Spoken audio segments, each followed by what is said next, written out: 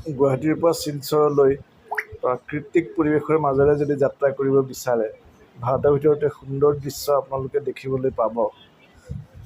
বিশেষকৈ লামডিং পাৰ হোৱাৰ পিছতে পাৰ্বত্য এলেকা আৰম্ভ হয় আৰু সেই এলেকাৰ মাজেৰে আপুনি গৈ গৈ ইয়াত বহুকেইটা সুৰংগ পাব।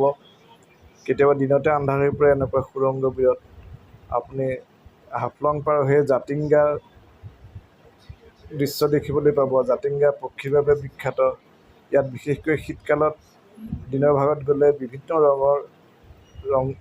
ৰং বিৰঙৰ পক্ষী দেখিবলৈ পাব।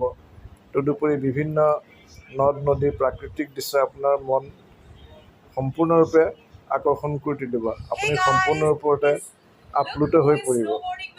অকল সেয়াই নহয়, ইয়াত যেতিয়া আপুনি ট্ৰেইনত গৈ থাকোঁতে তললৈ চাব, কেতিয়াবা আপোনাৰ হয়তো মূৰে আচন্দাই কৰি ধৰিব। আৰু কিছুমান ইমান দীঘলীয়া দীঘলীয়া সুৰংগ আছে, যিবোৰে আপুনি দিনতে ৰাতি হৈ যোৱা যেন অনুভৱ কৰিব। সেইখিনি সময়ত অৱশ্যে আপোনাৰ ইণ্টাৰনেট বন্ধ হৈ যাব, কিন্তু এই যাত্ৰাটো যথেষ্ট আপুনি আমেজ লাভ কৰিব পাৰিব। বিশেষকৈ দিনৰ ভাগত এই যাত্ৰাটোত যাত্ৰা কৰিব আৰু তেতিয়াই ট্ৰেইনতে বিভিন্ন পাহাৰীয়া গাভৰুসকলে বস্তু বিকি জীৱন নিৰ্বাহ কৰাৰ যি সুন্দৰ দৃশ্য, সেইবোৰো উপভোগ কৰিবলৈ সক্ষম হ'ব।